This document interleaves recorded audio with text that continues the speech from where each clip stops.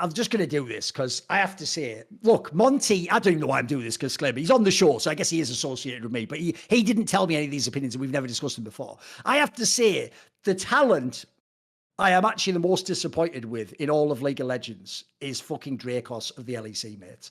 Because this guy, I've known a lot of the greatest casters in the history of esports. I mean, friends with some of them. I've talked shop with them. I've tried to find out, how do you do, like, for example, if people don't know, people might not like certain things about his personality, but Sadikist was incredible at having, like, something he came into a game with in the back of his mind, like, right, if I get a chance, I'm going to use this. But what made him amazing was he so rarely ever missed when he would take that shot. He would just somehow pick the right moment to work it in there. And even if it was prepared, it would be appropriate. It would make the moment because he chose like something he could sound like sense the context. What I hate about the LEC in general, and it wasn't Dracos who started this meta, but he lives up to it to this day, is they're all trying to get the Joe Miller iconic call.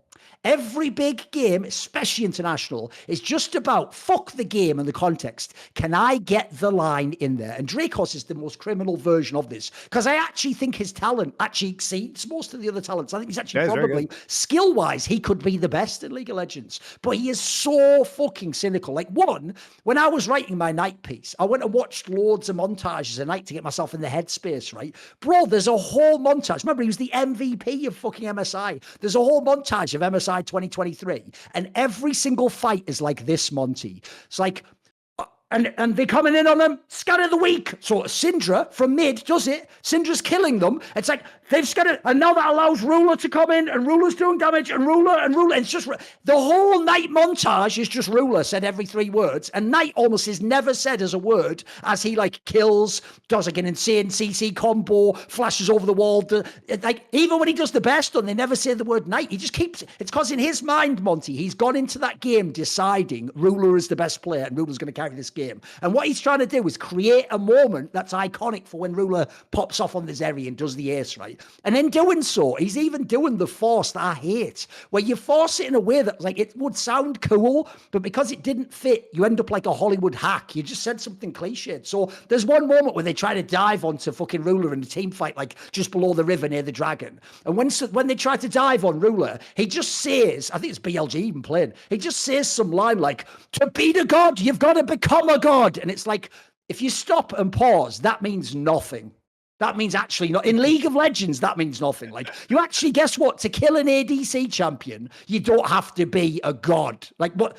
The metaphor doesn't even work. It sounds cool in a trailer. If that was cut together in a trailer, or it had been the best play ever. Like, if Knight had done that to Faker and beaten him, that would even be like, that would make sense. That would be where, like, Sadikist would have used it, and he would have nailed the line, and that would have been, like, the cool moment, like when T1 played JDG, and they had to, like, win the 5th game. That would be where that line would bang. But it's like he just decided no matter what, he's going to find a moment, and he's got the crowbar ready, and he's just ready to like get it in there. And so like, one, I hate that style. And then two, it's actually mental that someone was the MVP and they treated him like he was Robin the whole fucking time. Because if you ever go and watch these highlights, Monty, if you know like mid lane, they are so bonkers. Like the fucking shit, like you should see like his, put it this way, even the Annie ones, he does like flash Blair slaps where like people like T1 don't even know there's an angle there. He just pulls it out of nowhere and lands like a 3-man stun. And it's like, bro, they're casting it like he's just a peon and Ruler's 1v9ing. And I'm like, what are we doing here, guys? Like they're all stars, these guys, you know?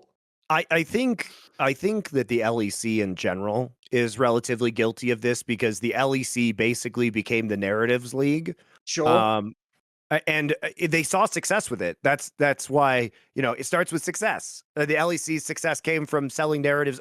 It is true, though. A huge part of why the LEC gained popularity was because they realized, you know, the old complaint of LCS versus NA versus EU LCS was, oh, all the personality is in NA LCS, and the players are so boring in Europe. Yes. And so what the casters did was they took over the narrative from the players. And the whole thing, you know, one of the great things about LEC has been that they have focused super hard on the narratives, and where the players oftentimes were some, you know, kind of distant, cold Scandinavian, you know, rather, you know, not particularly emotive personalities. They were able to transform that into big time storylines, right? And the other thing that happened in conjunction with this, Thorin, was that the casters basically went on a mission to make themselves the stars of LEC.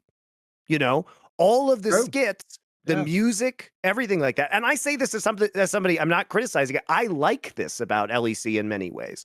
But all of the skits are basically like, It is. look, here's our fucking band, the band of the casters. And here's our fucking skit, the skit where the casters are often doing narrative jokes. And I love some of the content that they made. So, for example, like the LEC card game that they made was, Oh, that was fire. brilliant. Yeah. And I know Dracos was heavily involved in that. It was a fucking brilliant way to tell the stories in a Yeah, that fun was manner. fire. Yeah. That was It was a really great piece of content. But the problem with LEC is that is all it is. That's all it is narratives, right? It basically, the narratives and the caster star power has now overpowered absolutely everything else. And I mean, it's worked in some ways. It's been very effective for Kadril. Do you think that Kadril would have been as big as he is if he hadn't been the star of the LEC caster show? I don't. Right? It was a very helpful way to leverage himself into massive co-streaming popularity. If Kadril had been an LCS or an LCK caster, I don't think he would be as big as he is right now. That's my theory. Probably true. Because that LEC is uniquely positioned to do that for casters. So I do think in a way that LEC, you know, the success that they've had through doing these very specific factors that has made LEC unique has also now in some ways overpowered, you know, it's now too much, right? It's too much of a good thing. And I do think sometimes that the LEC doesn't, now they just get lost in their own sauce. And they're not capable of, you know, going against the narratives. I mean, this is the same thing. Like, why do we keep seeing Carmine Corp as like match of the week? They fucking suck. But it's just the narratives. Like the only thing they do is like ride the vibes now. And they over promote garbage ass teams like Carmine Corp. And they give them too much time. And it's not about the actual performance in the game. It's like, what is the social media's talking about today? And that's what they go with. And maybe you like that. Maybe you think that's justified from a business perspective, but it's not intellectually honest. And it certainly is not intellectually honest to be like, yes, Carmine Corp, match of the week again. It's like, no, they're fucking trash. Like, why are we doing this? Also, to me, I just think, like, look, maybe they do because they do the band thing. Maybe they just want to be a star and be an entertainer. Maybe that's their vision. I just don't get it because all the people I fuck with who are the best want to be the best caster in the world. And that requires things like actually like learning all the beats and doing it where it's appropriate. That requires never like overselling a narrative that's bullshit and always giving it up to the best player. If you want to be the actual best in the world, that you got to be legit. Like if you disrespect the game will disrespect you. Yeah. And, you know, I do think in a certain way, you know, I'll be cynical here, but the casters have to know that the writing is on the fucking wall for them. They have to know that, you know, co-streaming is now way bigger than the main broadcast in LEC. It's now become way bigger in the LCK. What is the justification for paying casters? Like, why should Riot pay good casters big money when they can get better viewership on co-streams for free, right? And it pains me to say this, but basically the career of casting is probably over. And so now, Thorin, what we're going to see is basically a race to use casting resources on the main broadcast to champion yourself as a caster, because eventually you're going to have to pivot into being a personality. That's it. Like the best outcome of this is like no one should want to be a caster anymore. The casters don't even want to be casters anymore. It's not the best option. You make 10% of the money of a co-streamer and you do way more. I'm not gonna say work because co-streamers work very hard. Like, you know, streaming for 12 hours a day is not fucking easy. But in terms of, you know, commitment to craft, everything like that, you know, work in the broadcast that you're doing, hour for hour, it is harder to be a caster than a co-streamer. Like in a 1 hour block of time that you're on broadcast, it is much harder to be a caster. You have to talk more, you have to prep more, you have to go to more meetings. Like, and the can't eat on camera. You have to actually be on all the time. You know, it's harder. It is. You know, it's harder to do this show than it is to do an hour of co-streaming. But the thing is that the rewards for co-streaming are so vast at this point in time, and also the opportunity to parlay it into a bigger non-esports focused career. Like Cadril is probably going to eventually graduate from League of Legends and become one of the biggest kind of general gaming streamers in the world. He's already just has such a vast audience that, you know, him being the next big streamer in the world is a possibility. Like that's on the table for him right now. So, you know, if I'm looking at this and I was a caster today, I would be totally out on casting. So why not just use every single resource that I have to do music stuff, right? I mean, I was very cynical back in the day about, if you guys remember, there was a piece of content a few years ago that LCS released that was like Dash and Kobe fighting. Oh yeah, where it was like slow mo and like an action movie sequence. Yeah, They Riot hired like, you know, actual like Marvel fight choreographers for that. And they spent weeks training for that fight sequence. Now, that fight sequence was trash as esports content. It had nothing. The fight sequence should have been like Doublelift against Jensen, or you know, like Bjergsen against Jensen. Something like it should be something like that. It should have been players doing that if you're going to do it. You know, it did nothing for the hype. Like, because basically it was them disagreeing about some analytic point, and then 5 minutes of them fighting, and then there was no actual conclusion, and it didn't do anything to hype up the players, the league, anything. Oh. As esports content, it was terrible. As a standalone piece of content, it was really impressively made, and credit to Dash and Kobe. But also, you have to understand that Dash is at his core an actor. And if I'm Dash and I have a chance to create a reel of me doing like film combat, and I can put it on my resume that I worked with these Marvel fight choreographers, it's incredibly valuable to his CV. It's not incredibly valuable as a piece of esports content, much less to spend weeks making it. I mean, what a fucking shitty waste of money from an esports content perspective. But you know, if I was Dash or Kobe, selfishly, it would be super fun to do it. And also, it's something I can use in the future. And like, I think if you are a caster these days, you do have to just grab whatever resources you can, because your career is done. Like, your career is dying. There is no other way to look at esports casting as long as co-streaming exists, because you will be secondary. You are the background voice to the co-streamer. You are paid. And eventually, Riot's going to figure out that they don't have to pay you that much anymore, because you're not necessary. And that's how it is. And it sucks, and I hate it, but that's how it is. I also just think you have to be careful what you wish for, Monty, because obviously I would say, because everyone thinks this way, wouldn't it be better if the world was like me? So I wanted everyone to do all these skits and banter and stuff. You know what? Just leave it to me, guys.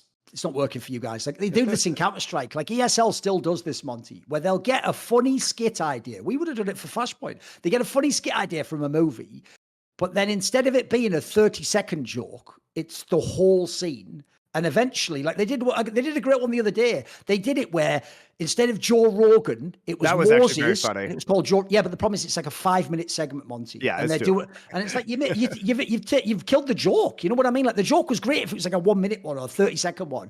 And then also when they do the movie ones, eventually it's just like a bad Mad Libs of the exact scene with the script, right? Yeah. No, take the premise of the scene, and once I know that it's a scene from this movie, now you can do anything creative with it. Now you can change up completely the dialogue. Now you can put all really other funny other jokes into it, but they don't. That's the part they miss. And so the problem is, I can't tell whether it's because people get between the creatives and the skit, or if actually the talent themselves don't know that, like, you've made it go too far. Like, you got to be more simplistic. Like, if people don't know, the Flashpoint skits out like 7 minutes long, mate. Come on, like, they're like 2 or 3, and you hit the high points, and you get out. Yeah, you get out after you've hit the high point. Yeah.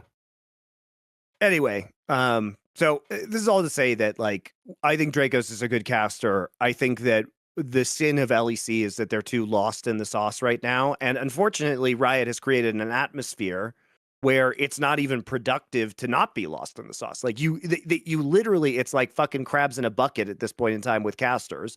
And it's also, by the way, from knowing Riot in League and Valorant, it's the most backbiting community of talent I've ever seen in my entire life, Monty. Ever. It's crazy. The stories are fucking wild, mate. Yeah, and everybody would take any shot to get out of this situation.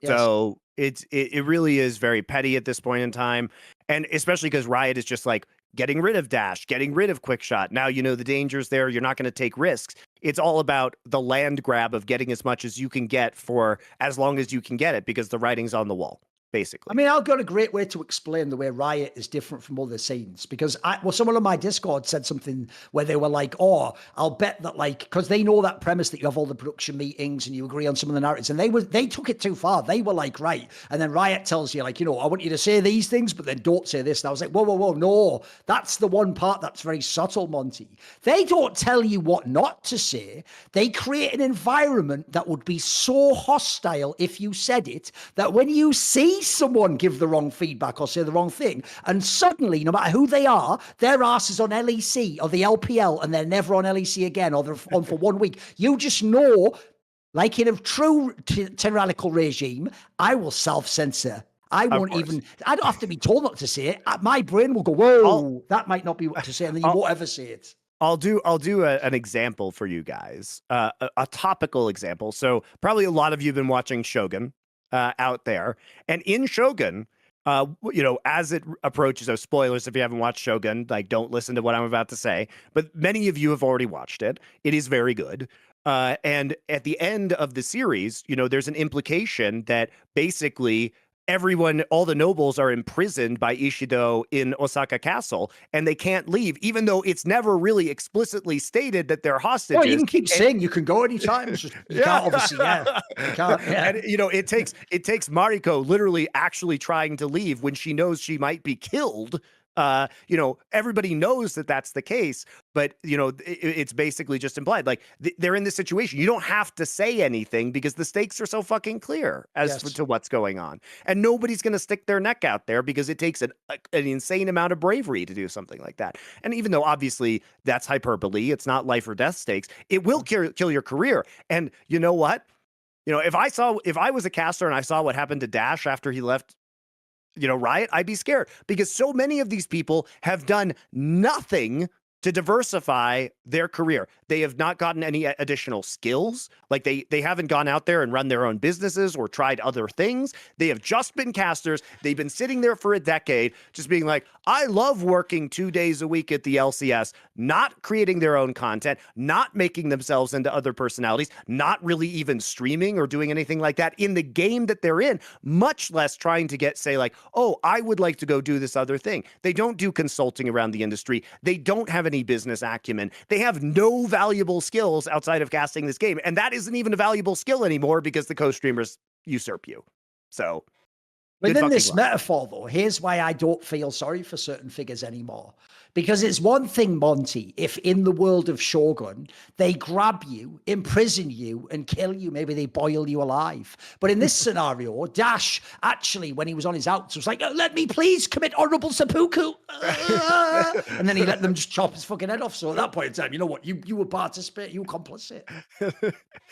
I mean, and the crazy thing is these people don't even come out afterwards and be like, look, I assume the reason Quickshot's not doing it is because he got the bag, but Dash just got nothing. So yeah, but that's also where the dirtiest thing about Riot and all TOs always is they try to make as many of the people you interact with, the people who are like friendly to you, and then the people who fuck you are often like higher up people. So what happens is when you leave, you do that thing where it's like, oh, but I don't want to like be mean to all my friends who work there and shit on them. There are good people there, guys, and they have the best interest. And then in doing so, you actually have let yourself get fucked and you've gone, but they're not really fucking me. It's like, well, brilliant then. Great. Well done. Because I always say this. Here's the angle people don't understand. That's not cool because what you're doing is like Danny's family in the EG scenario. You're helping the next guy get fucked over too. And what's even worse is when he gets fucked over, he knows the script. He's supposed to say it was sort of his fault and it's no one's fault. And actually, it's just the way things go. And he's very grateful to give me a break. Like at least in CS, by the way, we have the balls to sort of go fuck them when we leave. Well,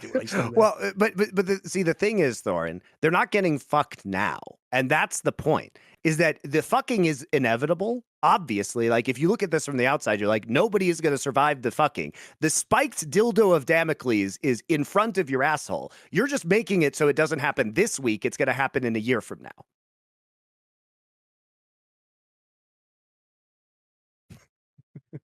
That's reality. That is the reality of casting. See more cool, funny, interesting clips based on topics from my content? Well, subscribe to this channel then, or, you know, be a pleb and don't.